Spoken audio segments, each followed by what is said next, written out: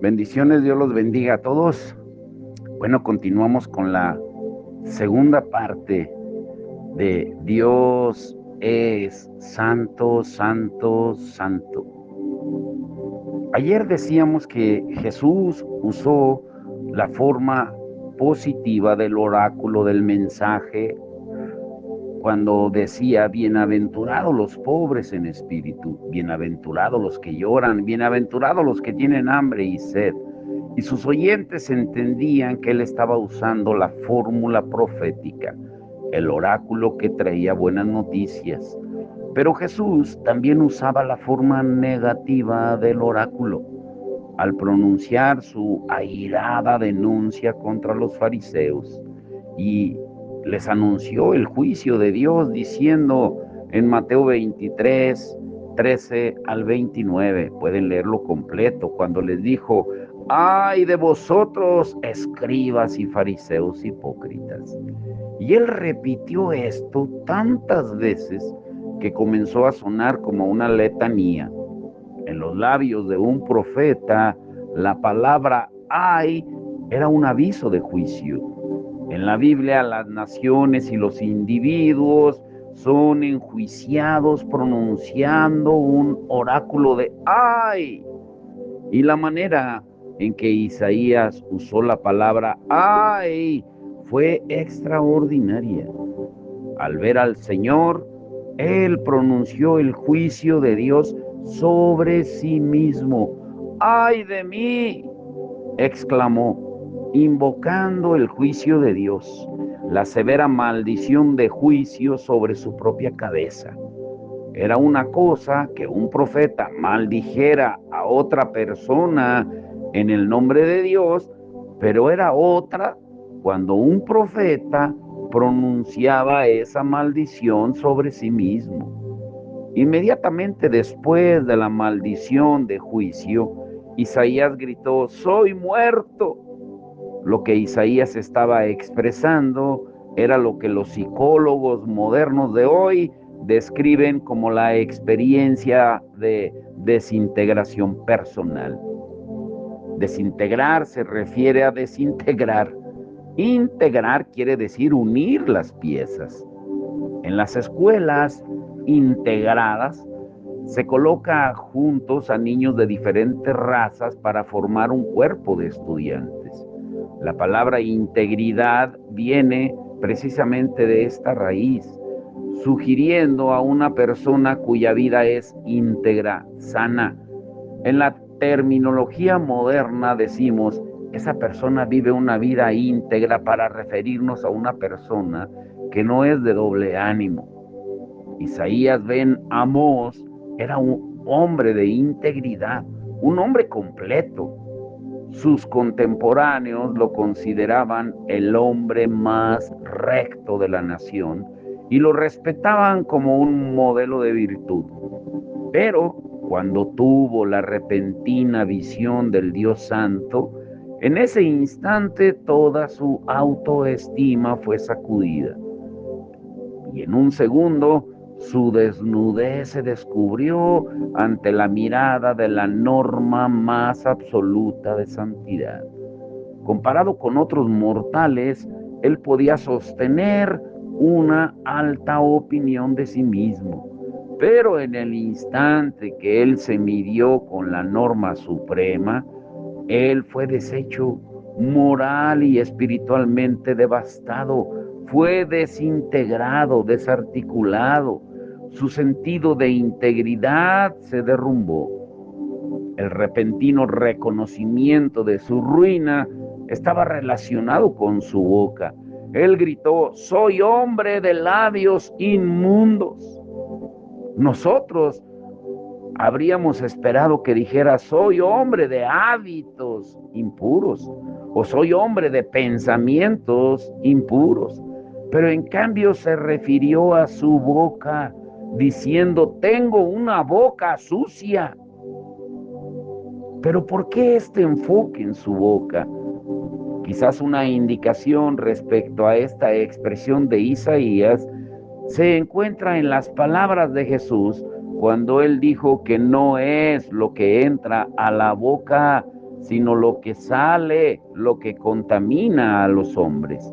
O podríamos ver el discurso sobre la lengua escrito por Santiago, el medio hermano de Jesús, cuando Él dice en Santiago 3, del 6 al 12, la lengua es un fuego, un mundo de maldad.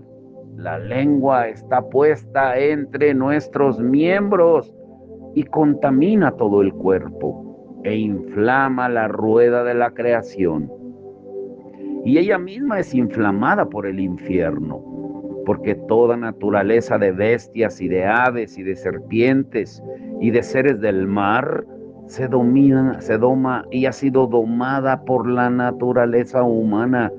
Pero ningún hombre puede domar la lengua, que es un mal que no puede ser refrenado, llena de veneno mortal. Con ella bendecimos al Dios y Padre, y con ella maldecimos a los hombres que están hechos a la semejanza de Dios. De una misma boca proceden bendición y maldición. Hermanos míos, esto no debe ser así. ¿Acaso alguna fuente hecha por una misma abertura, agua dulce y amarga? Hermanos míos, ¿puede acaso la higuera producir aceitunas o la vid higos? Así también ninguna fuente puede dar agua salada y dulce. La lengua es un mal irrefrenable, llena de veneno. Eso es lo que Isaías estaba reconociendo, pero él sabía que no estaba solo en este dilema, que toda la nación estaba infectada con bocas sucias. Cuando él dice, yo vivo en medio de gente de labios inmundos. En un momento, Isaías tuvo un entendimiento nuevo y radical del pecado. Él vio que era invasivo en sí mismo y en todos los demás. En un sentido, nosotros somos afortunados en que Dios no se nos aparezca como lo hizo a Isaías. ¿Quién de nosotros podría soportarlo? Normalmente Dios nos revela nuestra pecaminosidad poco a poco y el reconocimiento de nuestra corrupción es gradual. Pero a Isaías Dios le mostró su corrupción súbitamente. No es extraño que hubiese sido devastado. Isaías lo explicó de esta manera: mis ojos han visto al Rey, Jehová de los ejércitos. En Isaías 6:5. Él vio la santidad de Dios y por primera vez en su vida entendió quién era Dios. A la vez, por primera vez entendió quién era Isaías. En Isaías 6, del verso 6 al 7, dice, y voló hacia mí uno de los serafines, teniendo en su mano un carbón encendido, tomado del altar con unas tenazas, y tocando con él sobre mi boca, dijo, he aquí que esto tocó tus labios, y es quitada tu culpa, y limpio tu pecado. Isaías se arrastraba gimiendo por su vileza.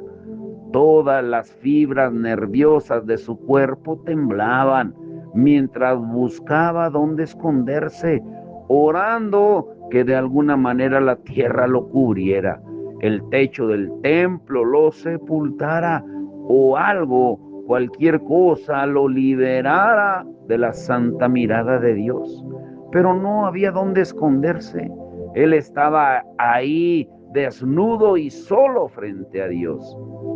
A diferencia de Adán, no tenía a Eva para alentarlo, ni hojas de higuera que lo escondieran.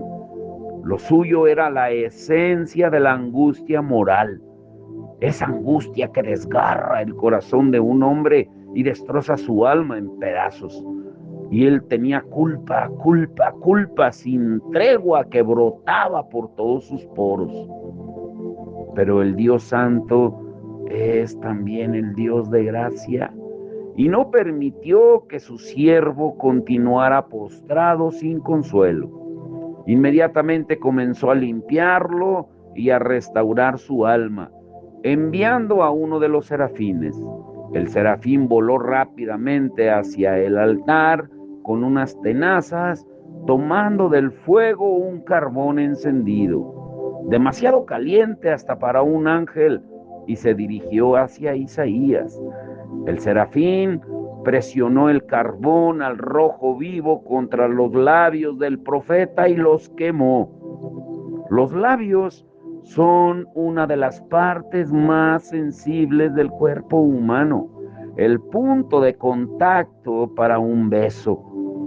Pero lo que Isaías sintió fue la llama santa quemando su boca.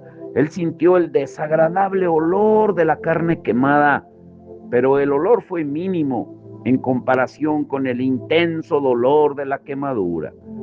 Esto fue una misericordia severa, un acto doloroso de limpieza. La herida de Isaías estaba siendo cauterizada, la inmundicia de su boca estaba siendo quemada, él estaba siendo refinado con el fuego santo. Y por medio de este acto divino de limpieza, Isaías experimentó un perdón más allá de la purificación de sus labios. Él fue limpiado completamente, perdonado en su esencia, aunque no sin el terrible dolor del arrepentimiento. Él experimentó más allá de una gracia superficial y de un simple lo siento. Él lamentó su pecado, abrumado con angustia moral, y Dios envió un ángel para sanarlo. Su pecado fue quitado y su dignidad permaneció intacta. Su culpa se le quitó sin insultar su humanidad. La convicción que él sintió fue constructiva, no fue un castigo cruel e inusual. Un momento de carne quemada sobre sus labios trajo una sanidad que se extendería por toda la eternidad. Y en un momento, el devastado profeta fue restaurado. Su boca fue purificada. Él estaba limpio. Y dice Isaías 6:8.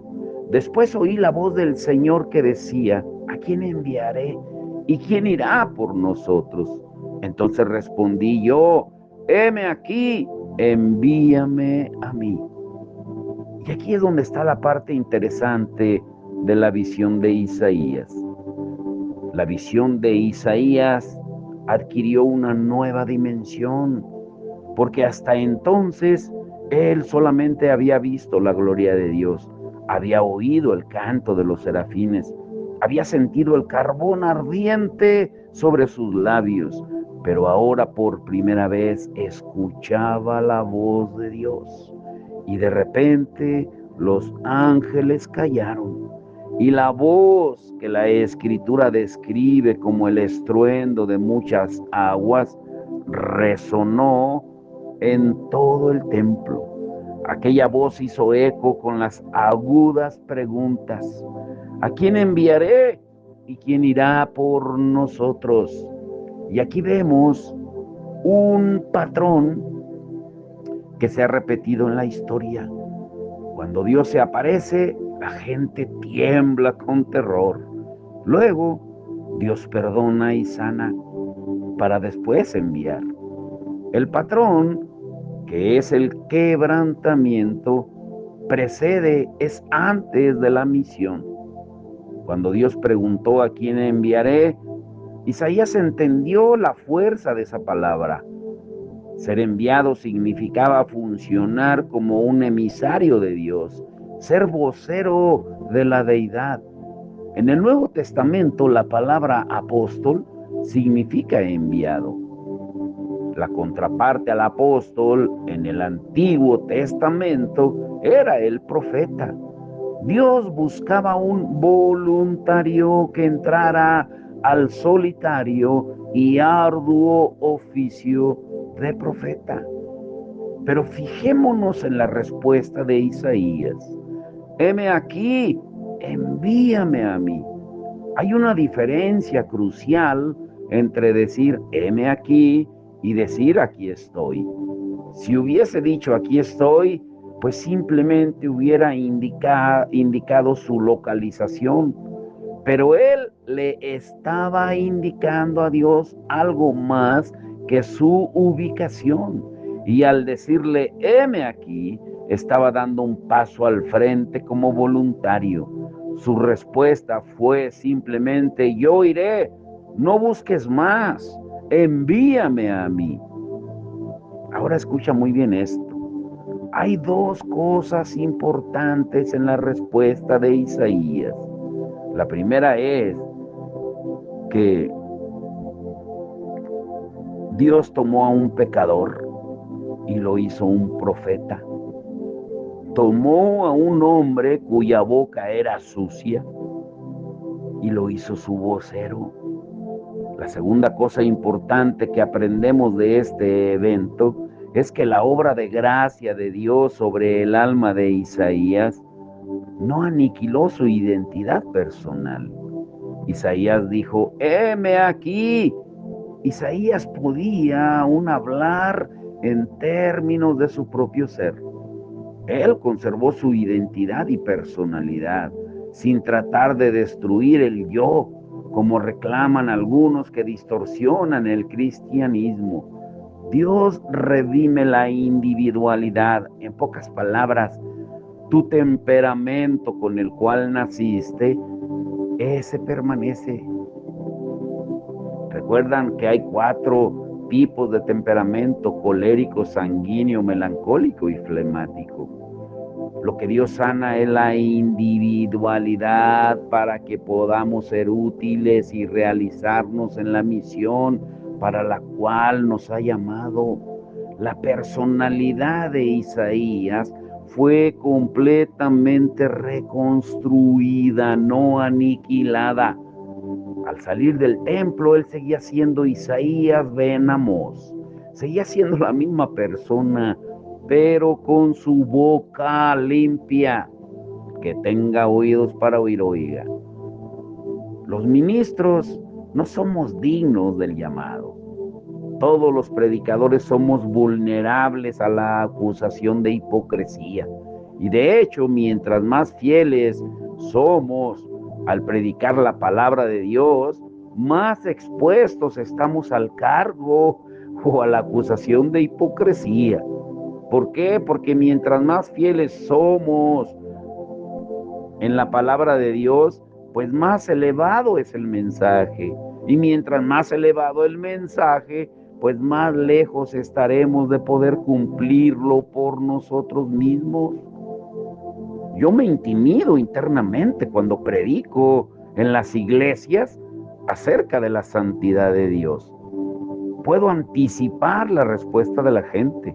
Ellos salen del santuario convencidos de que han estado en la presencia de un hombre santo, porque me oyen hablar de la santidad y suponen que yo soy tan santo como el mensaje que predico.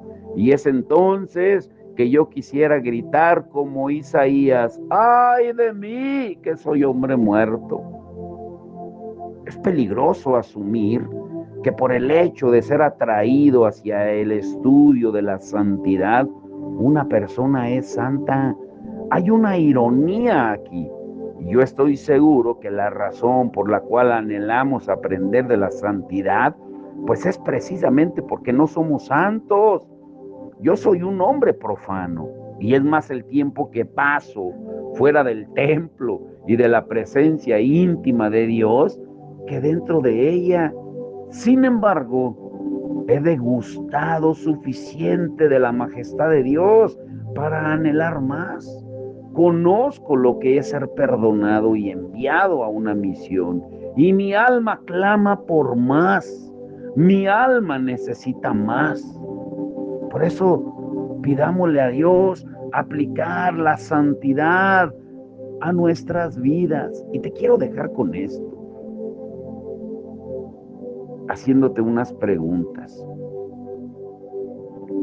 ¿Has tenido alguna experiencia en la que la presencia de Dios te ha tomado, en la cual tú fuiste quebrantado por la presencia de Dios y te sentiste como Isaías? La respuesta de Isaías a la revelación de la santidad de Dios fue: ¡ay de mí que soy muerto! Pero ¿cuál sería tu respuesta y mi respuesta? ¿En qué área necesitas ser purificado tú por el fuego de la santidad de Dios? ¿En tus ojos? ¿En tus oídos? ¿En tu boca, como lo fue Isaías? ¿En tus pies? ¿En tus manos? ¿En qué? Ahora escucha, según estudiamos ayer y hoy, ¿qué aspecto de la santidad de Dios te mueve a adorarle a Él más plenamente? Uy, tenemos que ser confrontados por la santidad de Dios como lo fue Isaías. Ay, mañana para terminar la semana, ay Señor, no te lo adelanto, te lo dejo a la expectativa. Hoy el estudio es breve porque quiero que oremos para pedirle al Señor que, así como con Isaías, que Él purifique nuestros labios, porque es con lo que más ofendemos, como leíamos en el libro de Santiago. Nuestra boca es infestada por el fuego del infierno. Y muchas veces con nuestras palabras bendecimos, pero también maldecimos.